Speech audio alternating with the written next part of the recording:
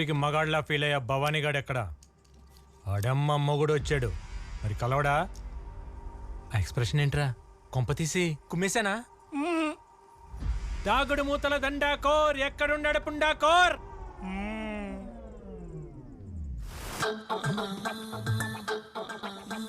ఈడా భవానీ.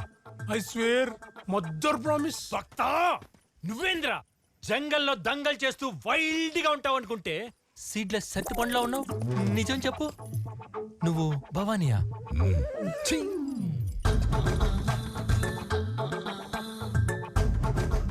ఏంద్రా ఇది? నిన్ను కుమ్మాలా?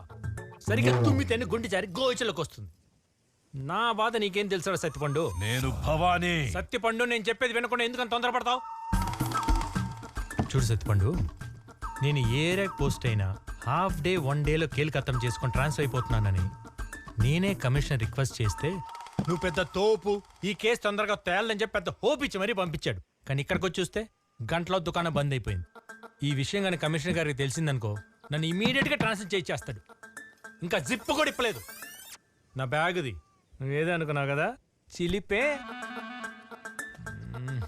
రే సత్తిపండు, నేను ఇక్కడే ఉంటానికి ఏదో ఒక ఐడియా ఇవ్వరా? ఐడియానా?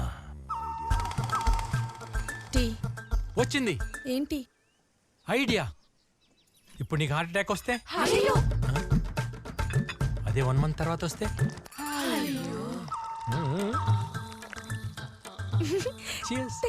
చూసావా? బాధను బఫరింగ్ లో పెడితే ఇంపాక్ట్ కొంచెం తగ్గుతుంది. సత్తిపండు, నేను నీకు ఒక ఆఫర్ ఇస్తా. ఇప్పుడు నేను నిన్ను అరెస్ట్ చేయను. ఈ ఊర్లో 1 మంత్ నేను వెకేషన్లో ఉంటా. ఈ 1 మంత్లో నీ ఫ్యామిలీతో సీరియల్ చూసుకుంటావో, షాపింగ్లకి వెళ్తావో, పెళ్లిళ్ళకి వెళ్తావో, పబ్బాలకి వెళ్తావో, లేక నీ మనవరాలతో కూర్చొని చందమామ కథలు చెప్పుకుంటావో చెప్పుకో. కానీ ఒక చిన్న చేంజ్. ఈసారి రాకుమారుడు గుర్రం మీద రాడు, ఎద్దు మీద వస్తాడని చెప్పు. నేను వెకేషన్లో ఉన్నప్పుడు నన్ను డిస్టర్బ్ చేసావనుకో, వెకేషన్ చూడకుండా కొడతాం. 1 మంత్లో నువ్వే వచ్చి బొక్కలో బజ్జోవాలి. బజ్జుంటావు. Vanitha, thank you for your hospitality.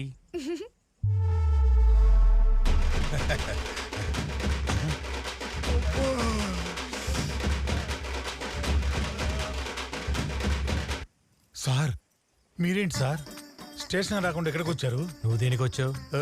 దండేద్దామని. మరి సార్ ఇదంతా ఏంటి సార్? నువ్వు దేనికి వచ్చావు? డప్పు కొట్టడానికి. మరి కొట్టు. చీర్ గర్ల్స్ లేరా? చీర్ గర్ల్స్ సార్ మీకు ఎక్స్పెక్టేషన్స్ ఎక్కువ, మాకు బడ్జెట్ తక్కువ. ఈసారి చింతామణితో అడ్జస్ట్ అవ్వండి. Which money? వెనకాల money. Oh you want the money? Come money. నువ్వెందుకు ఆపారా? కొట్టు. స్వామి, ఎస్, మా పేర్లు అడిగి అడిగి మరీ కొట్టారు. మరి మీ పేరు చెప్పరా? ఇలాంటి సిచ్యువేషన్ కోసమే నా గురించి నేనే ఒక పాట రాసుకున్నా. శ్రోతల కోరిక మేరకు my title song all the rights are reserved by మీ.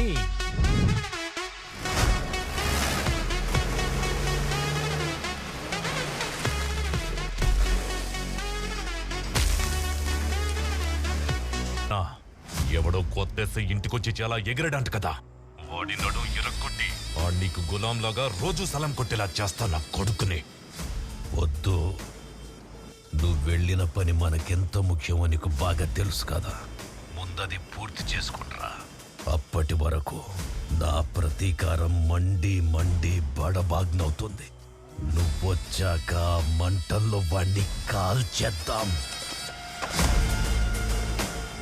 మీకున్న ఇన్ఫ్లుయెన్స్ వాడితే ఆ భీమా గాడిని 1 నిమిషంలో ట్రాన్స్ఫర్ చేయించొచ్చు కదా. వాడే చెప్పాడు కదా ట్రాన్స్ఫర్ అలవాటైపోయిందని. నేను కూడా అదే చేస్తే వాడికి నొప్పేముంటుంది. నా రుద్ర వచ్చాక ఆ భీమా అందరి ముందు నన్ను ఎలా అవమానించాడో అలాగే వాణ్ణి కూడా ఈ ఊర్లో అందరి ముందు అవమానించి తప్పైపోయిందని నా కాళ్ల మీద పడేలా చేస్తా. అప్పటి వరకు ఎంత ఎగురుతాడో ఎగర్ని.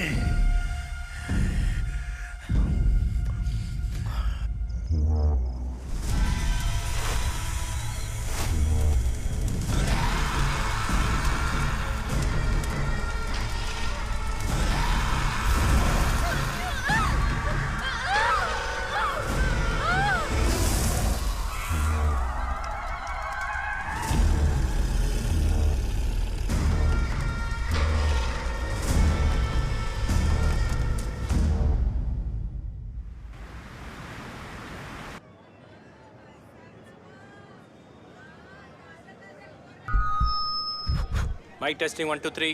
ఈడేంద్రా ఇప్పుడు కచేరీ మొదలు పెడతాడా ఏంది? సోదర సోదరి మల్లారా, ఇంత హ్యాండ్సమ్ గా ఉండి సోదరి అంటే ఎవరో పలకరేమో సార్. కరెక్టే రోయ్, మర్చిపోయి నుండు. మూలనున్న ముసలోడా, త్వరలో గోడ మీద ఫోటో పోయే క్వార్టర్ పండు, అందమైన కాంత, ఆమె మీద కన్నేసిన కాంతారావు. వినండి వినండి వినండి, నా పేరు భీమా. భీమానా మరి అదేది? నీలాగే ఒకటి అడిగాడు, వాడి గోచిలో దూర్చా. కావాలంటే చెప్పు తీసుకొస్తా. థ్యాంక్స్. మీ అందరికి ఒక ఆఫర్ ఇస్తున్నా. ఇక్కడ నుంచి మీ ఏ వస్తువు దొంగిలించబడినా పోలీస్ స్టేషన్కి వచ్చి కంప్లైంట్ ఇవ్వండి. పోలీస్ స్టేషన్ కతే మా డబ్బులు పోతాయి. మేము పోలీసు వాళ్ళు నమ్మం.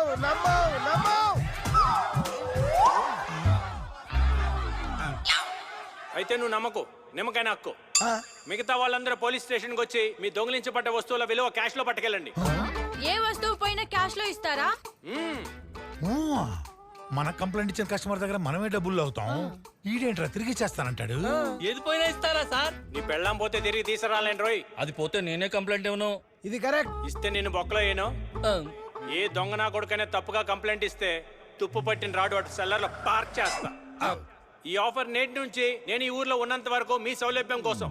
ఆలసించిన ఆశాభంగం, వదిలేసినోడు Bodilingam.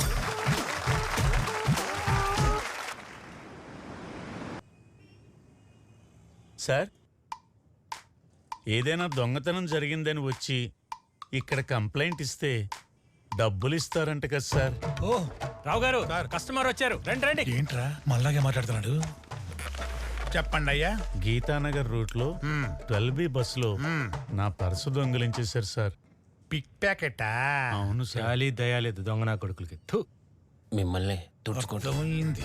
Mister old bye, sir పర్సులో ఎంత ఉంది? 10,000 సార్. 10,000ఏనా? ఆ, రావు గారు, సార్ 10,500 రాయండి. ఎందుకు? ఓల్డ్ బాయ్ కి న్యూ పాస్ కొని ఇవ్వాలి కదా. Thank you sir. రాయండి సార్. రాస్తున్నాం సార్.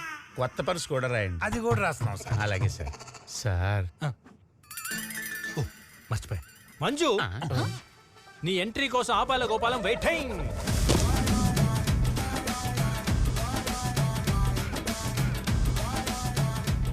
ఎంట్రీ అనగానే స్లో మోషన్ లో వస్తే జీ మీద కొడతాను రోయ్. చెప్పు పటేలా. నీ గోల్డెన్ హ్యాండ్ తో ఈ ఓల్డ్ బైక్ సెటిల్మెంట్ చేయి. ఇగో పెద్దాయన, నువ్వు ఏకదం బేఫికరుండు. ఇక వాటు లాభం. రావు సాబ్, మీ వాళ్ళందరినీ పిలిచి ఆటోగ్రాఫ్ పెట్టిర్రు. ఎందుకు? పటేలా జర చెప్పు. సెటిల్మెంట్ చేసామని విట్నెస్ రావు గారు. ఓ అందుకా? అయితే పెడతాం. రావు సాబ్, నెక్స్ట్ వీక్ మీరు నా తానా తీసుకున్న 10,500 రూపాయలకు గాను మితితోని కలుపుకొని 15,500 రూపాయలు కడతారని పూర్తి స్పృహతో దస్తఖత్ చేసినందుకు ధన్యవాదములు.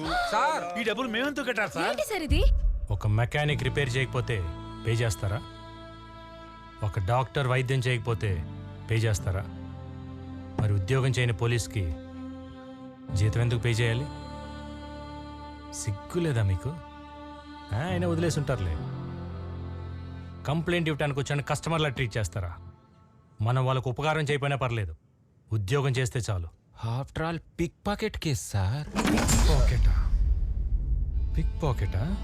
ఒక మిడిల్ క్లాస్ వాడు నెలంతా కష్టపడి జీతం తీసుకున్నాక అది పిక్ పాకెట్ అయిపోతే వాడు కట్టాల్సిన current bill, water bill, medical bill, పాల బిల్ ఏది కట్టలేక ఖాళీ పాకెట్తో నిలబడితే ఎలా ఉంటుందో తెలుసా?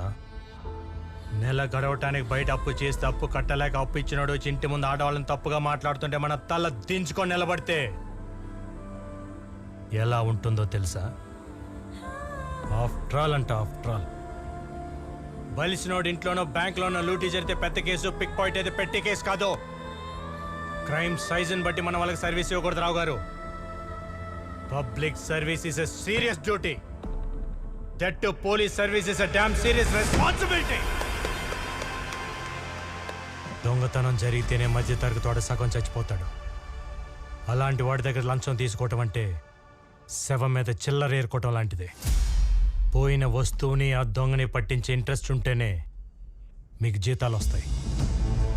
లేదంటే మీతోనే ఆ డబ్బు, దాని వడ్డీ కూడా కట్టిస్తా. అర్థమైందా? అర్థమైంది సార్, అర్థమైంది. రావు గారు, బీటోల్ రూట్ లో దొంగతనం జరిగిందంటే ఆ రంగా కాడి అర్జెంట్ గా వెళ్ళి నేను తీసుకొని వస్తాను. అంతవరకు పెద్ద ఇక్కడే ఉంచండి సార్. ఇక్కడే ఉండండి సార్, నేను వచ్చేస్తా ప్లీజ్ సార్. మీరు కూడా ఇక్కడే ఉంచండి, వెళ్ళకండి సార్. రంగా రంగా సార్ ఇక్కడ చచ్చావా? సాయంత్రం కమిషనర్ పంపిస్తానని కదా. కమిషన్ కాదురా నీ అయ్యా, మా కొత్త ఏసై మాకు మిషన్ ఇంపాసిబుల్ పెట్టాలే. అవును, బీటోల్ బస్ లో కొట్టేసిన పర్స్ ఎక్కడ పెట్టావు? నా లుంగిలో ఉంది. ఈ లింగి కాదు, కింద లింగిలో ఉంది. అది ముందు చెప్పించావు, ఈ హడావులో తీసుకెళ్తే తెలీదు. తీసుకురాబా. ఇవన్నీ ఎన్ని బస్సులో కొట్టావురా? ఒక బస్సే. ఒకటే బస్సా? నువ్వు మామూలుడి కాదురా. ఏంటిది? ముక్కు పుడక ఎలా కొట్టేశావురా?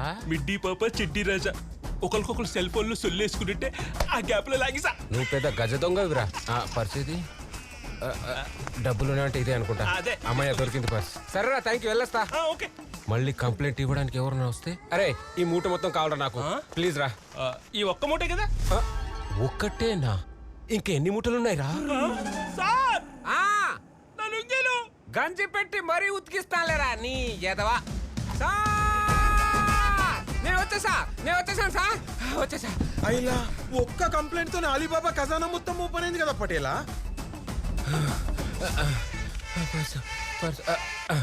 ఇదిగోండి సార్ పర్సు. సార్ 10,000. ఇదిగోండి సార్ అన్న పేపర్. ఇదిగో చిస్తున్నా. సార్ గుడి బయట నా చెప్పులు పోయినా సార్. 1000-2000 నువ్వు ఆగరా బాబు, ఆడు చెప్పులే కదా మా తెప్పులే మేము పడతాం. అరే ఆ టేబుల్ తీసి బయట ఏంట్రా? ఆ లోపలికి వచ్చాడంటే ఈ లెక్కలు చెబుతాడు, వీడు మన బొక్కలు పెడతాడు. మీరు ఎవరైనా కంప్లైంట్ ఇవ్వదలుచుకుంటే స్టేషన్ లోపల దాకా రావక్కర్లేదు, బయటే ఇక్కడే ఇవ్వచ్చు. సదా మీ సేవలో. వారే వా పటేలా, నీ దిమాగ్ తోని అందరిని ఆగా మాగం పట్టించు. ఏమన్నా దిమా కానీ ఇంకా వాడనే లేదురా, వెకేషన్ మూడ్ లో. అబ్బబ్బబ్బబ్బబ్బబ్బబ్బ.